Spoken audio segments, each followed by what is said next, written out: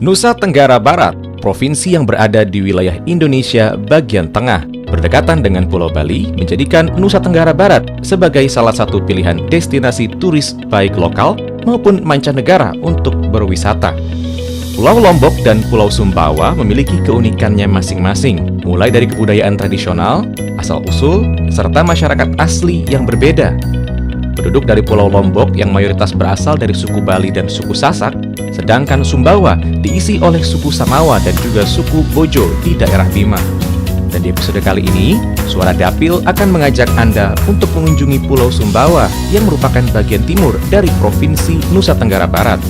Dan di Pulau Sumbawa inilah nantinya kita akan mengikuti kegiatan Bapak Johan Rosihan, anggota DPR RI fraksi Partai Keadilan Sejahtera dari daerah pemilihan NTB 1 yang meliputi Kabupaten Bima, Kabupaten Dompu, Kabupaten Sumbawa, Kabupaten Sumbawa Barat, dan Kota Bima.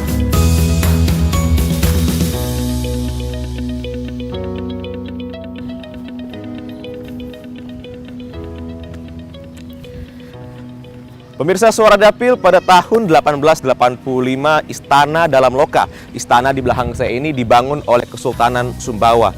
Dan pada saat itu katanya istana ini dibuat sekitar kurang lebih 90 hari dengan 99 tiang sebagai lambang dari Asmaul Husna. Dan Kesultanan Sumbawa memang merupakan salah satu kesultanan yang menganut ajaran Islam. Nah, setelah kita mengeksplor Istana Dalam Loka ini, nantinya kita akan mengikuti kegiatan salah satu seorang anggota DPR RI dari daerah pilihan NTB 1, yaitu Bapak Johan Rosihan dari fraksi Partai Keadilan Sejahtera. Nah, seperti apa kegiatan beliau selama di daerah pemilihannya? Ikuti terus perjalanan kami dalam program Suara Dapil, Suara Daerah Pemilihan.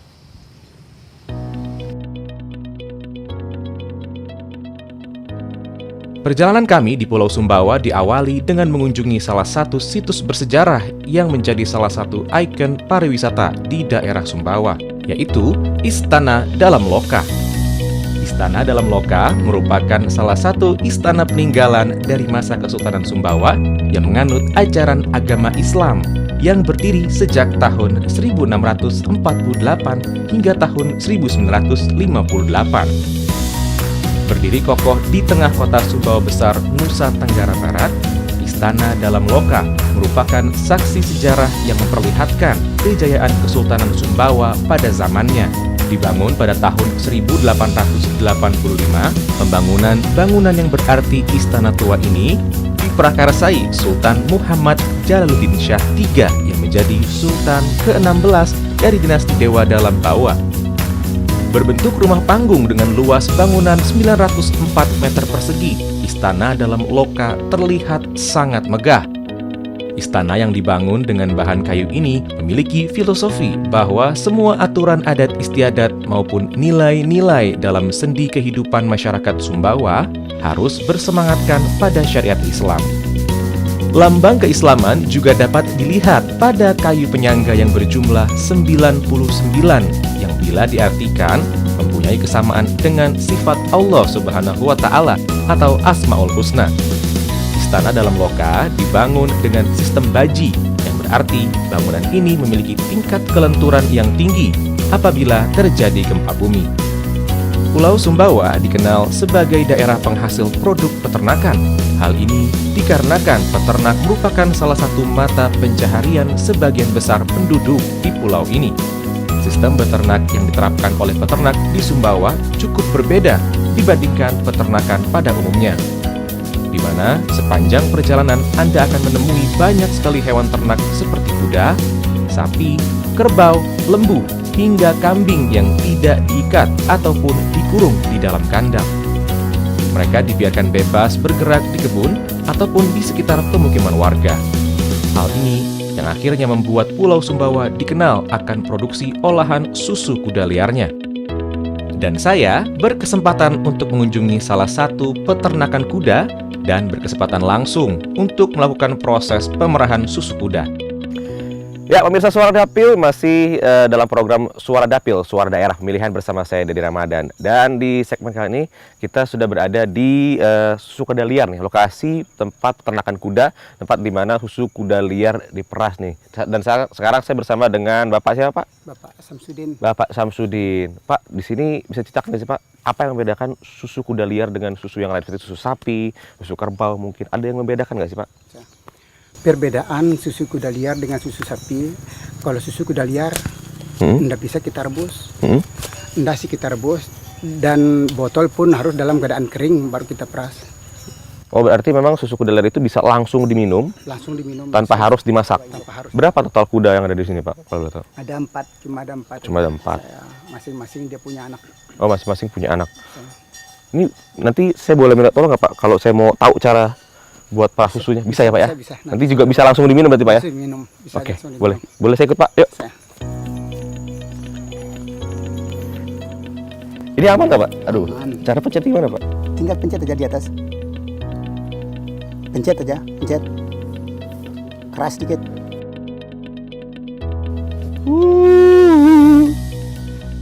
Nah, pemirsa, ini susunya yang tadi sudah diperas oleh Pak Samsudin dan juga saya. Walaupun saya cuma ngeliatin karena takut ya pemirsa ya. Pak, ini susu tadi sudah diperas, Pak. Mantap. Nah, tadi saya juga sudah cobain yang sebelumnya. Nah, Ya. ini yang baru. Coba. Ya. Boleh Bapak dicoba, silakan Bapak. Ini susu kuda liar.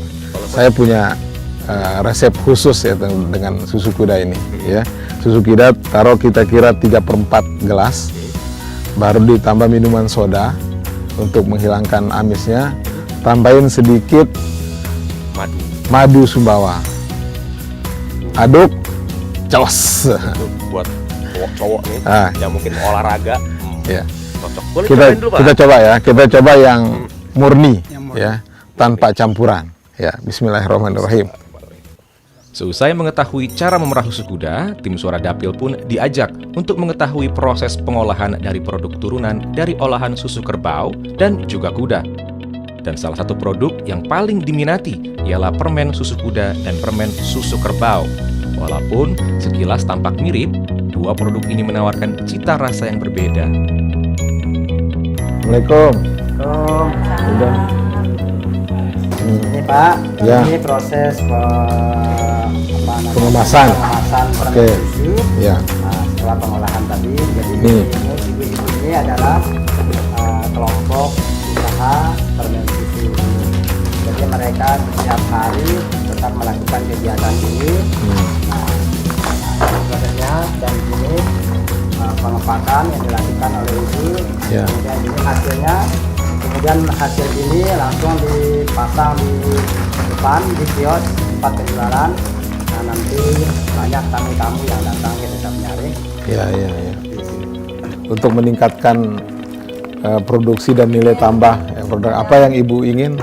Yang pertama saya melihat Ya. pengolahannya seperti itu, Ya. manual dan sangat terbatas. Ya. Jadi sangat terbatas ininya produksinya karena mungkin belum ada alat untuk mengelola yang lebih banyak. Ya. Karena kalau kita lihat kebutuhan daripada permen susu ini sangat Sangat tinggi ya. saat ini. Biasa sampai 100-200 kilo biasanya. 100-200 kilo keluar. Dengan proses pembuatan yang masih sederhana, produk yang dihasilkan per harinya dapat mencapai puluhan hingga ratusan bungkus permen. Sebagai anggota DPR RI dari Komisi 4 yang membidangi permasalahan peternakan, membuat Bapak Johan Rosihan merasa perlu untuk memperhatikan apa saja yang dibutuhkan oleh para peternak hingga pengusaha produk olahan dari peternak yang nantinya dapat bermanfaat bagi kesejahteraan masyarakat di dapilnya, serta memajukan industri peternakan di daerah pemilihannya.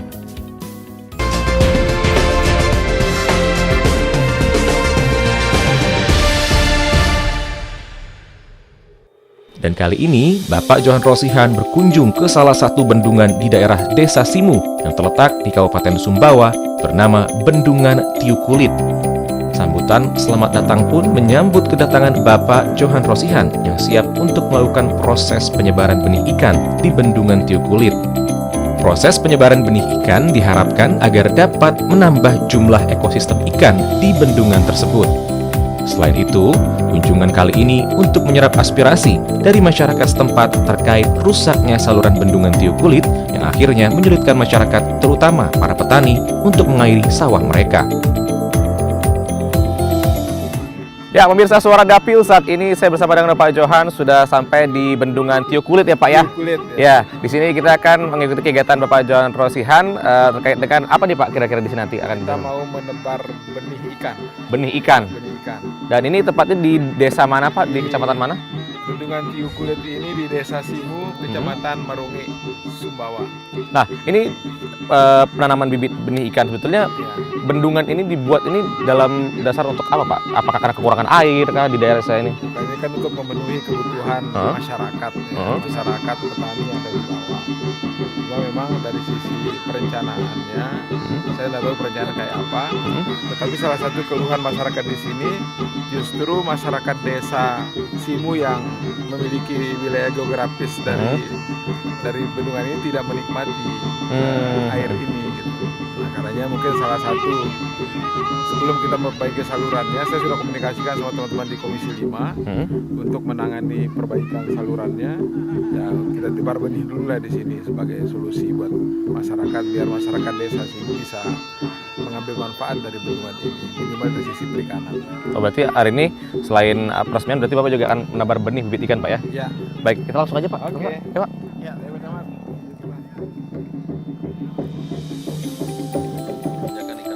Pak, ini kira-kira ikannya ikan apa nih Pak yang akan ditebar pada hari ini Pak? Ini karper nih ya. Iya. Ikan karper. Ini karper sama nila. Jadi ada ikan nila, karper, dua jenis ya. Dua jenis kita pakai.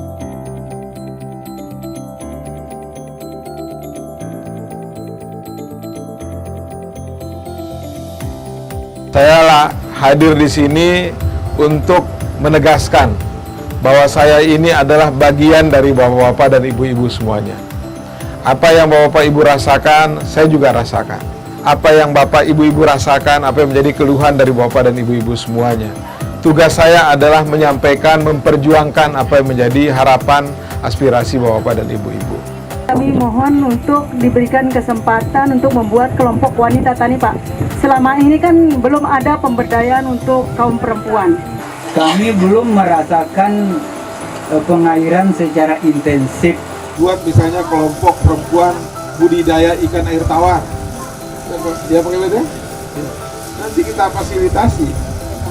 Ya, saya punya pelatihan Bu untuk itu. Dan saya sebagai wakil bapak-bapak dan ibu-ibu sekalian akan mengawal apa yang menjadi keinginan, aspirasi dari bapak dan ibu. Usai menyerap aspirasi serta melakukan tebar benih ikan di bendungan, kami langsung menuju ke salah satu tempat pengolahan pupuk organik di daerah Sumbawa. Ya, pemirsa Suara Dapil masih di program Suara Dapil, Suara Daerah Pemilihan bersama saya Deden Ramadan bersama juga Bapak Johan. Dan kita di sini sedang di suatu industri ya Pak ya? Ya. Industri tempat pembuatan pupuk organik. Di sini milik dari Bapak Nur Fajri Saputra atau yang akrab bersama Mas Aik. Ya. Iya Mas ya. Nah, pupuk organik ini memiliki merek pupuk Sakti. Jadi Mas Aik ini sudah bisa memproduksi ini. Cuma persoalannya itu adalah dia belum bisa mendistribusikan kepada pihak-pihak lain, ya kan? Karena belum memiliki izin edar dari Dirjen PSP Kementerian Pertanian. Nah karena itu, ketika saya pertama kali bertemu dengan Mas Aik ini, saya langsung berkoordinasi dengan Pak Dirjen PSP dan alhamdulillah direspon secara cepat. Nah, alhamdulillah saat ini Mas Aik ini sudah didampingi ya, sedang didampingi sama pihak kementerian untuk mengurus izin edar itu. Nah, insya Allah kalau sudah ada izin edar, ini sudah bisa dijual di publik. Untuk mengunjungi salah satu petani yang telah menggunakan pupuk organik Sakti. Dalam kesempatan tersebut, kami pun berkesempatan untuk berbincang dengan para petani di Kabupaten Sumbawa terkait hasil menggunakan produk pupuk organik, serta tak lupa Pak Johan Rosihan menanyakan perihal penyampaian aspirasi dari pihak petani kepada wakil rakyatnya agar permasalahan dapat dibawa ke forum rapat bersama dengan pemerintah untuk ditindaklanjuti. Ya, pemirsa Suara Dapil, saat ini saya sudah tiba bersama dengan Pak Johan Rosihan dan juga Mas Aik. Di sini juga bersama dengan para petani dari daerah Liang Sembang, ya Pak ya, dari kawasan Samota. Dan ini merupakan wilayah yang menggunakan pupuk sakti dari Mas Aik tadi. Nah, Pak Nasib, tadi katanya Bapak menggunakan pupuk yang merek pupuk sakti, Pak. Ya, sakti. Perbedaannya apa, Pak, setelah menggunakan pupuk sakti? Karena begini ya, Pak ya. Karena kita orang tidak punya. Pupuk itu semua kan agak mahal. Bersyukurlah mumpung ada pupuk sakti ini, kita petani yang lemah ini kita memakaikan itu agak kami puas. Karena apa? Batang jagung kita enggak kayak dulu. Permasalahan yang kita alami saat ini, satu sisi kita kelemahan pupuk. Ya, yang kita perlukan kalau wilayah Samota ini kan yang naik grade-nya itu kan PAC 789, 339, P27, NK Sumo. Tapi sudah langka, mahal juga, mungkin gimana cara di lapangannya itu juga, itu yang kita merasa kesulitan sebagai petani. Tanggapan Pak Johan sendiri, Pak, bagaimana, Pak? Ini kan tadi meminta bantuan dari segi bibit, Pak, yang kadang kesulitan didapat oleh petani di Sumbawa, Pak. Kira-kira Bapak sendiri, apa sih Pak permasalahan yang akhirnya membuat para petani di sini sulit mendapatkan bibit? Ya, memang tahun ini ya ada 2 provinsi yang di stop bibitnya, NTB dan Sulawesi Barat.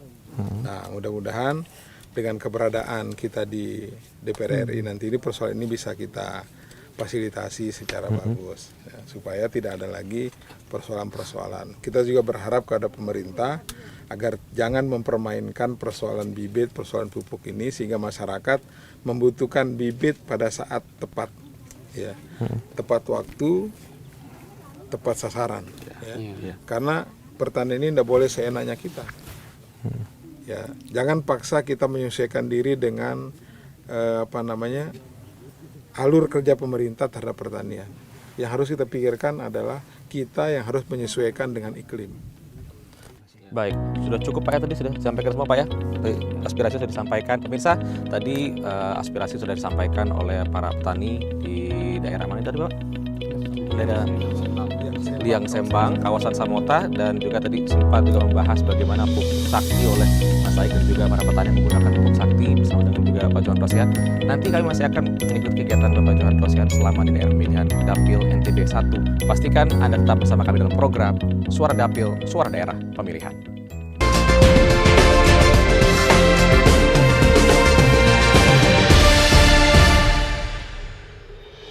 Perjalanan berlanjut dan kami pun tiba di Desa Sukamulya, Kecamatan Labangka, Kabupaten Sumbawa untuk menghadiri acara tablik akbar.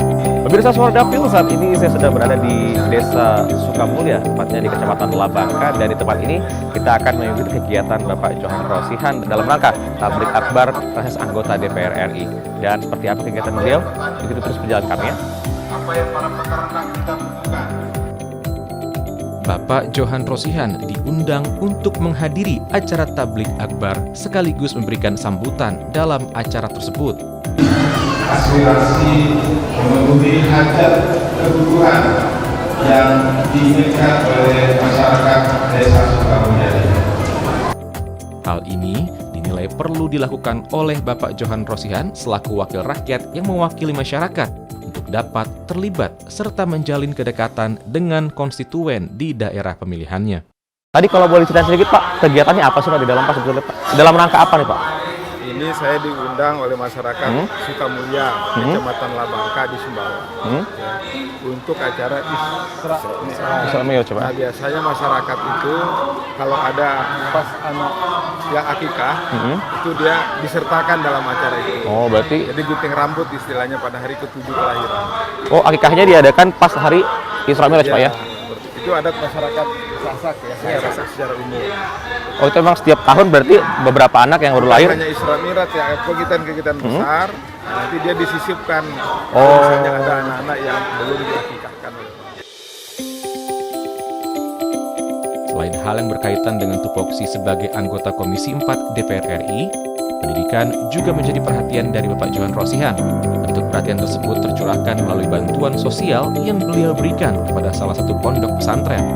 Pembangunan pondok pesantren yang terhambat dikarenakan kekurangan biaya membuat membuat Bapak Johan Rosihan merasa perlu untuk memberikan bantuan langsung kepada pondok pesantren melalui kunjungannya ke pondok pesantren. Ya, pemirsa Suara Dapil, saat ini saya bersama dengan Bapak Johan Rosihan bersama dengan pondok pesantren Al Mubarok. Ini tepatnya di Kampung Timur ya Pak ya. Ya, Pak Mahmud. Ini bisa ceritakan nggak Pak? Ini pondok pesantrennya ada berapa jumlah muridnya? Jadi pondok pesantren Rotul Mubarok Al Mubarok ini ada beberapa lembaga di bawahnya, termasuk ada Masjid Salim, kemudian ada PAUD dan TKIT, kemudian Madrasah Diniyah dan juga TPQ, kemudian Tahfidzul Quran. Yang mana nanti pembangunan ini akan senternya di sini. Jadi kalau pagi kita isi dengan kegiatan PAUD, TKIT, kalau malam insya Allah lantai 2-nya akan pengembangan tahfidzul Qur'annya. Jadi semua kegiatan madrasah dan lain sebagainya senternya di sini.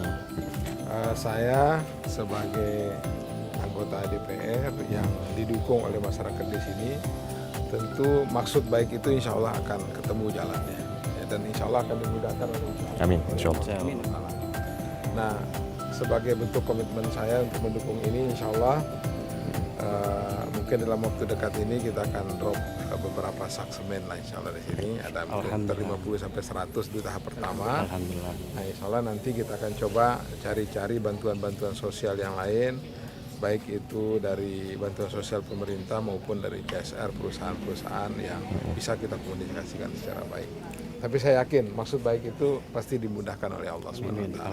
Amin. Semoga dengan bantuan yang diberikan oleh Pak Johan Rosihan, semoga nantinya ini pondok pesantren bisa segera tepat terrealisasikan dan juga ini bisa membuat anak-anak pondok pesantren ini semakin nyaman untuk belajar ya Pak. Amin. Ya? Amin, insya Allah.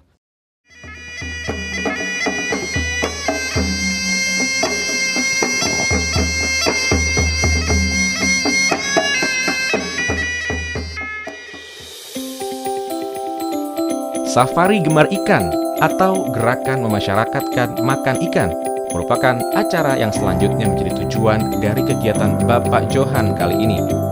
Acara ini diselenggarakan oleh pemerintah Kabupaten Sumbawa bersama dengan Kementerian Kelautan dan Perikanan yang turut serta mengundang anggota DPR RI dari Dapil NTB 1.